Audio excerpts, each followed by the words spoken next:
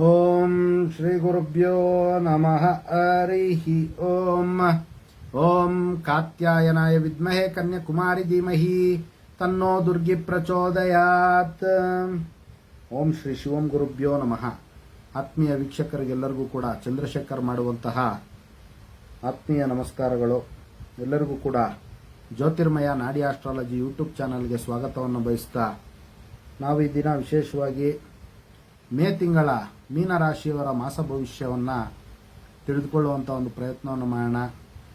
ಇನ್ನು ಮೀನರಾಶಿಯವರಿಗೆ ಮೇ ತಿಂಗಳಲ್ಲಿ ಯಾವ ಒಂದು ವಿಚಾರದಲ್ಲಿ ಅನುಕೂಲ ಮತ್ತು ಯಾವ ಒಂದು ವಿಚಾರದಲ್ಲಿ ಅನಾನುಕೂಲಗಳಾಗುವಂಥದ್ದು ಅಥವಾ ಮಿಶ್ರ ಫಲ ಇರತಕ್ಕಂಥ ಒಂದು ಸಾಧ್ಯತೆ ಇರುತ್ತೆ. ಪ್ರಿಕಾಷನ್ಸನ್ನು ಯಾವ ರೀತಿ ತೆಗೆದುಕೊಳ್ಬೇಕು, ಯಾವ ಒಂದು ವಿಚಾರದಲ್ಲಿ ಇವರು ಎಚ್ಚರಿಕೆಯಾಗಿರಬೇಕು ಅನ್ನೋಂಥ ಒಂದು ವಿಚಾರಗಳನ್ನು ತಿಳ್ಕೊಳ್ಳೋಣ. ಮೊದಲನೇದಾಗಿ ಮೇ ತಿಂಗಳಲ್ಲಿ ಯಾವ ಯಾವ ಗ್ರಹಗಳು ಮನೆಯನ್ನು ಬದಲಾಯಿಸುವಂತಹ ಒಂದು ವಿಶೇಷತೆ ಇದೆ ಅನ್ನುವಂತಹ ಒಂದು ವಿಚಾರಗಳನ್ನು ತಿಳ್ಕೊಳ್ಳೋಣ. ನೋಡಿ, ಮೊದಲನೇದಾಗಿ ಗುರುಗ್ರಹರು ವಿಶೇಷವಾಗಿ ಮೇಷರಾಶಿಯಿಂದ ವೃಷಭ ರಾಶಿಗೆ ಆಗಮನ ಆಗುವಂಥದ್ದು. ಇನ್ನು ಅದೇ ರೀತಿ 10ನೇ ತಾರೀಕು ಬುಧಗ್ರಹರು ಮೇಷರಾಶಿಗೆ ಆಗಮನ ಆಗುವಂಥದ್ದು. 14ನೇ ತಾರೀಕು ಸೂರ್ಯಗ್ರಹರು ವೃಷಭ ರಾಶಿಗೆ ಆಗಮನ ಆಗುವಂಥದ್ದು. 19ನೇ ತಾರೀಕು ಶುಕ್ರಗ್ರಹರು ಮೇಷರಾಶಿಯಿಂದ ವೃಷಭ ರಾಶಿಗೆ ಪರಿಭ್ರಮಣ ಆಗುವಂಥದ್ದು. ಇನ್ನು 31ನೇ ತಾರೀಕು ಬುಧಗ್ರಹರು ಪುನಃ ವೃಷಭ ರಾಶಿಗೆ ಆಗಮನ ಆಗುವಂಥದ್ದು. ಇದಿಷ್ಟು ಕೂಡ ಗ್ರಹಗಳ ಒಂದು ಬದಲಾವಣೆಯ ಒಂದು ವಿಚಾರ. ಇನ್ನು ಮೀನರಾಶಿಯವರಿಗೆ ಯಾವ ಯಾವ ಮನೆಯಲ್ಲಿ ಯಾವ ಯಾವ ಗ್ರಹರ ಒಂದು ಅಸ್ತಿತ್ವ ಇರುವಂಥದ್ದು, ಇನ್ನು ಯಾವ ಒಂದು ವಿಚಾರದಲ್ಲಿ ಅವ್ರಿಗೆ ಅನುಕೂಲ ಅನ್ನುವಂಥ ಒಂದು ವಿಚಾರಗಳನ್ನು ನಾವು ನೋಡೋಣ.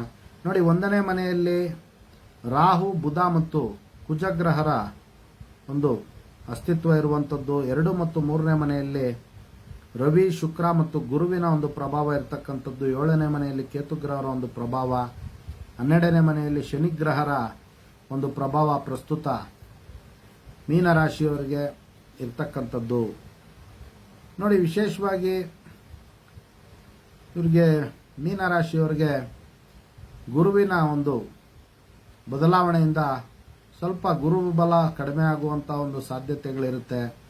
ಆದರೂ ಕೂಡ ಉಳಿದ ಶುಕ್ರ ಮತ್ತು ರವಿಗ್ರಹರಿಂದ ಮೇ ತಿಂಗಳಲ್ಲಿ ಸ್ವಲ್ಪ ಅನುಕೂಲಗಳು ಕೂಡ ಆಗುವಂಥ ಒಂದು ಸಾಧ್ಯತೆ ಇರುತ್ತೆ.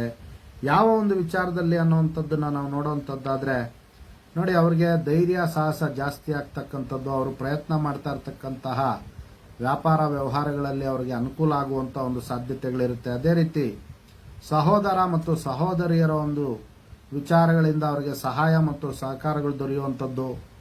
ರಕ್ತ ಸಂಬಂಧಿಗಳಿಂದ ಅವರಿಗೆ ಸಹಾಯ ಮತ್ತು ಸಹಕಾರಗಳು ದೊರೆಯುವಂಥ ಒಂದು ಸಾಧ್ಯತೆ ಇರುತ್ತೆ.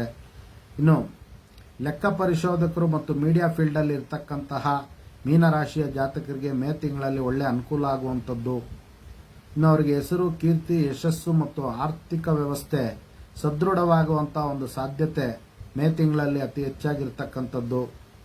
ಇನ್ನು ವಿಶೇಷವಾಗಿ ಅವರ ಹತ್ರ ಕೆಲಸ ಮಾಡುವಂತಹ ನೌಕರರಿದ್ದಲ್ಲೂ ಕೂಡ ಅವರಿಗೆ ಸಹಾಯ ಮತ್ತು ಸಹಕಾರಗಳು ದೊರೆಯುವಂಥ ಒಂದು ಸಾಧ್ಯತೆಗಳು ಅತಿ ಹೆಚ್ಚಾಗಿರುತ್ತೆ. ಇನ್ನು ಲೆಕ್ಕ ಪರಿಶೋಧಕರು ಅಂದರೆ ಆಡಿಟರ್ಸ್ಗೂ ಕೂಡ ಒಳ್ಳೆಯ ಒಂದು ಪ್ರಾಫಿಟ್ ಆಗುವಂಥ ಒಂದು ಸಾಧ್ಯತೆಗಳು ಮೀನರಾಶಿಯವರಿಗೆ ಇರ್ತಕ್ಕಂಥದ್ದು. ಇನ್ನು ನೋಡಿ, ಕೌಟುಂಬಿಕ ವಿಚಾರಗಳಲ್ಲಿ ಸ್ವಲ್ಪ ಅನುಕೂಲ ಆಗುವಂಥ ಒಂದು ಸಾಧ್ಯತೆಗಳು ಬಹಳಷ್ಟು ಹೆಚ್ಚಾಗಿರುತ್ತೆ. ಹಣಕಾಸಿನ ಒಂದು ವಿಚಾರಗಳಲ್ಲಿ ಮತ್ತು ಕುಟುಂಬ ಸದಸ್ಯರ ಮಧ್ಯೆ ಅವರಿಗೆ ಪ್ರೀತಿ ವಿಶ್ವಾಸಗಳು ಉದ್ದೀಪನ ಆಗುವಂಥದ್ದು. ಹಣಕಾಸಿನ ಒಂದು ವಿಚಾರದಲ್ಲಿ ಆರ್ಥಿಕ ನೆಮ್ಮದಿ ಉಂಟಾಗುವಂಥ ಒಂದು ಸಾಧ್ಯತೆಗಳು ಅತಿ ಹೆಚ್ಚಾಗಿರುತ್ತೆ. ಇನ್ನು ನೋಡಿ, ಅವರಿಗೆ ಅವರ ಒಂದು ವಾಕ್ಚಾತುರ್ಯದಿಂದ ಮೇ ತಿಂಗಳಲ್ಲಿ ಒಳ್ಳೆಯ ಒಂದು ಆರ್ಥಿಕ ಸ್ಥಿತಿಯನ್ನು ಅವರು ಉತ್ತಮಗೊಳಿಸಿಕೊಳ್ಳುವಂಥ ಒಂದು ಸಾಧ್ಯತೆಗಳು ಅತಿ ಹೆಚ್ಚಾಗಿರುತ್ತೆ. ಇನ್ನು ಆಭರಣಗಳನ್ನು ಖರೀದಿ ಮಾಡ್ಕೊಳ್ಬೇಕು ಅನ್ನೋಂಥವ್ರಿಗೂ ಕೂಡ ಒಳ್ಳೆಯ ಅವಕಾಶಗಳ ಬರ್ತಕ್ಕಂಥ ಒಂದು ಸಾಧ್ಯತೆ ಇರುತ್ತೆ. ಆಹಾರ ವಿಚಾರಗಳಲ್ಲೂ ಕೂಡ ಅವ್ರಿಗೆ ಅನುಕೂಲ ಆಗುವಂಥ ಒಂದು ಸಾಧ್ಯತೆ ಇರುತ್ತೆ. ಇನ್ನು ಮೀನರಾಶಿಯ ವಿದ್ಯಾರ್ಥಿಗಳಿಗೆ ಸ್ವಲ್ಪ ಜ್ಞಾನ ಪ್ರಾಪ್ತಿಯಾಗುವಂಥದ್ದು, ಇನ್ನೂ ಹೆಚ್ಚಿನ ರೀತಿಯಲ್ಲಿ ನಾವು ಸಾಧನೆ ಮಾಡಬೇಕು ಅನ್ನುವಂತಹ ಒಂದು ದೃಢ ಸಂಕಲ್ಪ ಅವ್ರಿಗೆ ಬರುವಂಥ ಒಂದು ಸಾಧ್ಯತೆಗಳು ಅತಿ ಹೆಚ್ಚಾಗಿರುತ್ತೆ. ಇನ್ನು ವಿವಾಹ ಪ್ರಯತ್ನಗಳನ್ನು ಮಾಡ್ತಾ ಇರ್ತಕ್ಕಂತಹ ಮೀನರಾಶಿಯ ಜಾತಕರಿಗೆ ಮೇ ತಿಂಗಳಲ್ಲಿ ಒಳ್ಳೊಳ್ಳೆ ಅವಕಾಶಗಳು ಬರುವಂಥದ್ದು, ಅಥವಾ ಈಗಾಗಲೇ ಪ್ರಯತ್ನ ಪಟ್ಟಿದ್ರೆ ಅವರಿಗೆ ಒಳ್ಳೆಯ ಒಂದು ಶುಭ ಸಮಾಚಾರಗಳು ಬರುವಂತಹ ಒಂದು ಸಾಧ್ಯತೆಗಳು ಅತಿ ಹೆಚ್ಚಾಗಿರುತ್ತೆ. ಇನ್ನು ಭಾಷಣ ಮಾಡುವಂಥವ್ರಿಗೂ ಕೂಡ ಒಳ್ಳೆಯ ಒಂದು ಕಲೆ ಬರುವಂಥದ್ದು, ಅಥವಾ ಅವರ ಒಂದು ಮಾತಿಗೆ ಮನ್ನಣೆ ದೊರೆಯುವಂತಹ ಒಂದು ಸಾಧ್ಯತೆಗಳು ಕೂಡ ಅತಿ ಹೆಚ್ಚಾಗಿರುತ್ತೆ.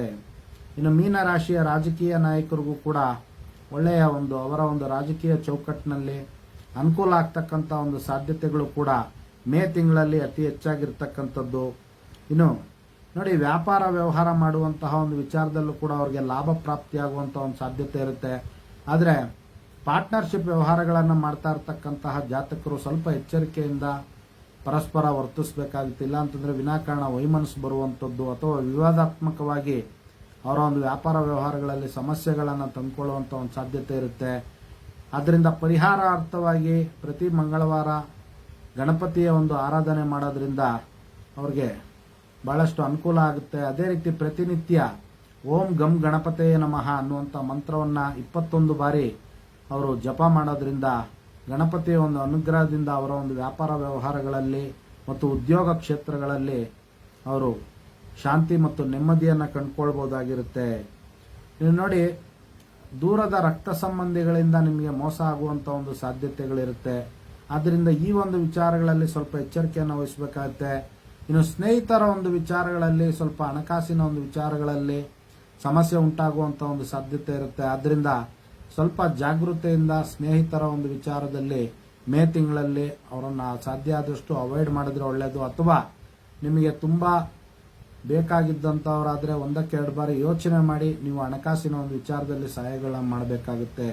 ಇದಿಷ್ಟು ಕೂಡ ಮೀನರಾಶಿಯವರ ಒಂದು ಸಂಕ್ಷಿಪ್ತ ಮೇ ತಿಂಗಳ ಮಾಸ ಭವಿಷ್ಯ ಆಗಿರ್ತಕ್ಕಂಥದ್ದು.